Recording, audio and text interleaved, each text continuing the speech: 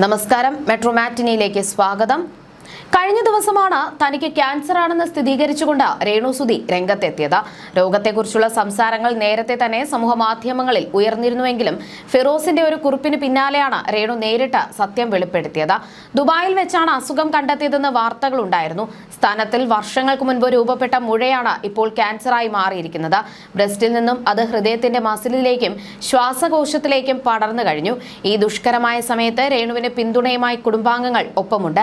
എങ്കിലും സുധിയുടെ മൂത്ത മകനായ കിച്ചുവും രേണുവും തമ്മിലുള്ള അകൽച്ച ഇപ്പോൾ വലിയ ചർച്ചാ വിഷയമായി മാറിയിരിക്കുകയാണ്. അച്ഛന്റെ മരണശേഷം അച്ഛന്റെ ബന്ധുക്കളാണ് കിച്ചുവിനെ സംരക്ഷിച്ചിരുന്നത്. പിന്നാലെ കിച്ചു ഒരു യൂട്യൂബ് ചാനൽ തുടങ്ങുകയും ചെറിയ രീതിയിൽ വരുമാനം കണ്ടെത്താനും തുടങ്ങി.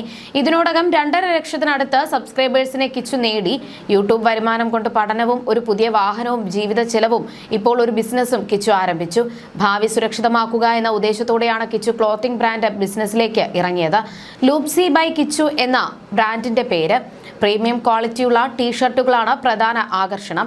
ആദ്യത്തെ തന്നെ ഡിസൈൻ കഴിഞ്ഞ ദിവസം കിച്ചു റിവീൽ ചെയ്തിരുന്നു. വല്യച്ഛനെയും വല്യമ്മയും അച്ഛമ്മയും കസിൻസിനെയും എല്ലാം തന്റെ ഡിസൈൻ കിച്ചു കാണിക്കുകയും അവരുടെ പ്രതികരണം വീഡിയോയാക്കി യൂട്യൂബിൽ പങ്കിടുകയും ചെയ്തിരുന്നു. കിച്ചു സ്വന്തമായി ഡിസൈൻ ചെയ്തിറക്കിയ ടീഷർട്ടാണെന്ന് അറിഞ്ഞപ്പോൾ തന്നെ സന്തോഷത്തോടെ കിച്ചുവിനെ കെട്ടിപ്പിടിച്ച് ഉമ്മകൾ കൊണ്ട് മൂടി. നിങ്ങളെല്ലാവരും കേട്ട് കാണും, ഞാൻ പുതിയൊരു ക്ലോത്തിംഗ് ബ്രാൻഡ് തുടങ്ങിയിരുന്നു. വീട്ടുകാരെ ഡ്രസ്സോ ഡിസൈനോ ഒന്നും കാണിച്ചിട്ടില്ല.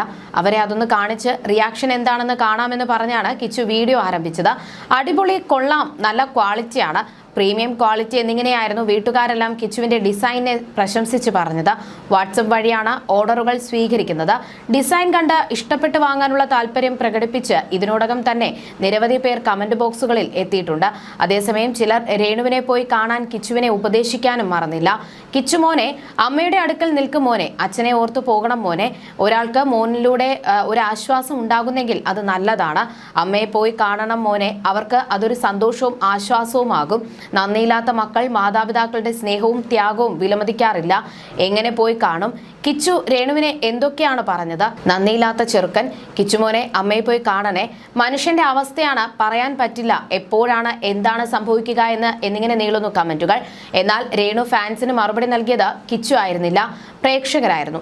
രേണുവിന് അസുഖം വന്നെന്ന് കരുതി കിച്ചു അവരുടെ അവഗണന അനുഭവിക്കാൻ അവിടെ പോകണമെന്നില്ല.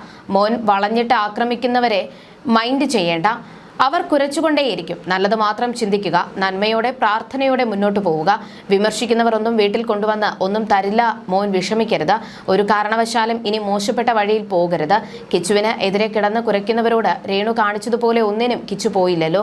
അവന് ചെയ്യാനുള്ള കടമകൾ ചെയ്ത് അവൻ മുന്നോട്ട് പോകുന്നു. പഠിക്കാനുള്ള സാഹചര്യം ഒരുക്കി കൊടുത്ത ഫ്ലവേഴ്സ് ചാനലിനെ മറന്നിട്ടുമില്ല, ആരെയും തള്ളി പറഞ്ഞിട്ടുമില്ല. സ്വന്തമായി വരുമാനം വേണമെന്ന് തോന്നിയപ്പോൾ അവനെ കൊണ്ട് പറ്റുന്ന രീതിയിൽ ഈ ഒരു പ്രായത്തിൽ ഒരു ബിസിനസ് അവൻ സ്റ്റാർട്ട് ചെയ്ത് അത്രയേ ഉള്ളൂ. അവൻ അവൻ്റെതായ രീതിയിൽ മുന്നോട്ട് പോകട്ടെ. രേണുവിന്റെ പേരിൽ കുറ്റപ്പെടുത്തേണ്ടതില്ല എന്നാണ് കിച്ചുവിനെ പിന്തുണച്ചവർ കുറിച്ചത്. കിച്ചു എന്നെ വിളിച്ചിട്ടില്ല, അന്നത്തെ സംഭവം എല്ലാവർക്കും അറിയാമല്ലോ, ഞാനും വിളിച്ചിട്ടില്ല. ഋതപ്പനെ ഔട്ടിങ്ങിന് കൊണ്ട് പോകട്ടെ എന്ന് ചോദിക്കാനാണ് അവസാനം വിളിച്ചത്. സത്യമാണോ അല്ലയോ എന്ന് ചോദിക്കാൻ പോലും സുധിച്ചേട്ടന്റെ വീട്ടുകാർ വിളിച്ചിട്ടില്ല എന്നാണ് രേണു പറഞ്ഞത്. അമ്മ എന്നാണ് രേണുവിനെ കിച്ചു വിളിക്കുന്നത്. ജന്മം നൽകിയ അമ്മ മരിച്ച ശേഷം കിച്ചുവിന്റെ ജീവിതത്തിലേക്ക് വന്ന അമ്മയാണ് രേണു. എന്നാൽ ഇന്ന് ഇവർ തമ്മിൽ ബന്ധമില്ല. താൻ കുട്ടിക്കാലത്ത് രേണുവിൽ നിന്നും രേണുവിന്റെ വീട്ടുകാരിൽ നിന്നും നേരിട്ട അവഗണനകളെക്കുറിച്ച് ഈ അടുത്ത് കിച്ചു തുറന്ന് സംസാരിച്ചിരുന്നു. ഇതാണ് ഇരുവർക്കും ഇടയിൽ അകൽച്ചയുണ്ടാക്കിയത്. എന്നാൽ കിച്ചുവിനെ കുറിച്ച് ഇതുവരെ നല്ലത് മാത്രമേ രേണു മീഡിയകൾക്ക് മുന്നിൽ പറഞ്ഞിട്ടുള്ളൂ. ഇന്ന് രേണുവിന്റെ അവസ്ഥയിൽ ഒപ്പം നിൽക്കുന്നത് മാതാപിതാക്കളും സഹോദരിയുമാണ്. തളർന്നു പോകാതെ മുന്നോട്ട് പോകാൻ ശ്രമിക്കുകയാണ് രേണു സുധി. തന്റെ അസുഖ വിവരത്തെക്കുറിച്ച് രേണു കഴിഞ്ഞ ദിവസം തുറന്ന് സംസാരിച്ചിരുന്നു. 15ാമത്തെ വയസ്സിലാണ് ഞാൻ ഇങ്ങനെ ഒരു മുഴ ശ്രദ്ധിച്ചത്. പക്ഷെ അന്നൊന്നും കുഴപ്പമില്ലായിരുന്നു, ഒന്നും ശ്രദ്ധിക്കാത്ത പ്രായമായിരുന്നു അത്. രോഗവിവരം സോഷ്യൽ മീഡിയയിലൂടെ പറയാൻ കാരണം കീമോ ചെയ്യുമ്പോൾ എൻ്റെ മുടി പോയേക്കും, അപ്പോൾ നിങ്ങളോട് പറയേണ്ട അവസ്ഥ വരും, അതുകൊണ്ടാണ് ഞാൻ പറഞ്ഞത്. അല്ലാതെ നിങ്ങൾ നെഗറ്റീവ് ചിന്തിക്കരുത്. എന്നെ സ്നേഹിക്കുന്നവർക്കൊക്കെ വിഷമമാണെന്ന് എനിക്കറിയാം, മുന്നോട്ട് പോയല്ലേ പറ്റൂ. അസുഖവിവരം പുറത്തായപ്പോഴും സമ്മതിക്കാതിരുന്നത് ഞാൻ പറഞ്ഞു വേണം അറിയാൻ എന്നതുകൊണ്ടാണ്, അല്ലാതെ എന്നെ നെഗറ്റീവ് പറയുന്ന വ്ലോഗർ പറഞ്ഞല്ല എൻ്റെ പ്രേക്ഷകർ അറിയേണ്ടത്. എന്നെ പോലെ വിഷമം അനുഭവിക്കുന്ന ഒരുപാട് പേരുണ്ട്, അവർക്ക് ഞാൻ എന്നും മാതൃകയായിരിക്കണം എന്ന് ആഗ്രഹിക്കുന്ന വ്യക്തിയാണ്. എനിക്ക് അവരോട് ഒന്നേ പറയാനുള്ളൂ, അസുഖം വന്ന് തളരരുത്, മുന്നോട്ട് പോകണമെന്നും രേണുസുതി പറഞ്ഞു. ചിലർ തെറ്റായ ഇൻഫർമേഷൻ നൽകിയതിന്റെ പേരിൽ അസുഖബാധിതയായ തന്നെ കസ്റ്റംസ് എയർപോർട്ടിൽ 3 മണിക്കൂർ പിടിച്ചുവെച്ചുവെന്ന് രേണുസുതി പറഞ്ഞിരുന്നു. ശരീരവും ബാഗും ഇഴകീറി പരിശോധന നടത്തിയെങ്കിലും തന്നിൽ നിന്നും അവർക്കൊന്നും കിട്ടിയില്ല എന്നും ഒരു അഭിമുഖത്തിൽ രേണുസുതി പറഞ്ഞിരുന്നു.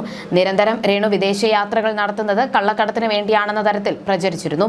അതിന്റെ പരിണിത ഫലമാണ് ഇപ്രാവശ്യം വിദേശയാത്ര കഴിഞ്ഞ് തിരികെ വന്നപ്പോൾ രേണു അനുഭവിച്ചത്. രോഗം സ്ഥിരീകരിച്ചതുകൊണ്ട് തുടർ ചികിത്സയ്ക്ക് വേണ്ടിയാണ് റാസൽ ഖൈമയിൽ നിന്നും ഞാൻ പെട്ടെന്ന് തിരിച്ചു വന്നത്. എയർപോർട്ടിൽ വന്നിറങ്ങിയതും കസ്റ്റംസ് എന്റെ പാസ്പോർട്ടും പെട്ടിയുമെല്ലാം മേടിച്ചു. ആദ്യമായാണ് അങ്ങനെ ഒരു സംഭവം. എന്തോ ഇൻഫർമേഷൻ കിട്ടിയത് കൊണ്ടാണ് അവർ അങ്ങനെ ചെയ്തത്. ഇതുവരെ ഞാൻ തട്ടിപ്പും വെട്ടിപ്പും നടത്തിയിട്ടില്ല.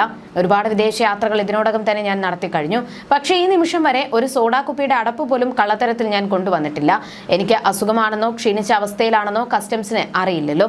അവരുടെ ജോലി അവർ ചെയ്തു, ഞാൻ കുറ്റപ്പെടുത്തുന്നില്ല. ബോഡി ഫുൾ ചെക്ക് ചെയ്തു, ഒന്നും കിട്ടിയില്ല. ശേഷം ബാഗ് പരിശോധിച്ചു. ഒരുപാട് ഉദ്യോഗസ്ഥരുണ്ടായിരുന്നു. അരിച്ചു പെറുക്കിയായിരുന്നു പരിശോധന.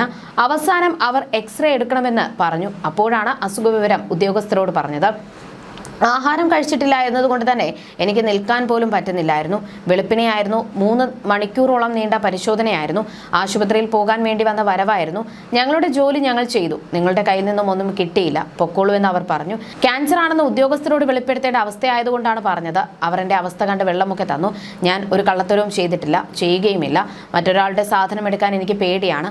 അങ്ങനെയുള്ള ഞാൻ കള്ളത്തരം ചെയ്യില്ല, ഇന്നേ വരെ ചെയ്തിട്ടില്ല. ഞാൻ പോയതും തിരിച്ചു വന്നതും ഇത്തവണ ഓൺലൈൻ മീഡിയകളൊന്നും അറിഞ്ഞില്ല. എന്നെ വേട്ടയാടുന്നവരുടെ വിചാരം ഞാൻ എന്തോ കള്ളത്തരത്തിന് പോയി എന്നാണ്. 2 ചെറിയ പ്രൊമോഷനുകൾക്ക് വേണ്ടിയായിരുന്നു ഇത്തവണ ബഹ്റൈനിൽ പോയത്.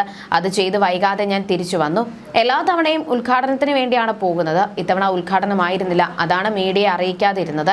കള്ളക്കടത്ത് നടത്തുന്നു എന്നാണ് എന്നെക്കുറിച്ച് പ്രചരിച്ചത്.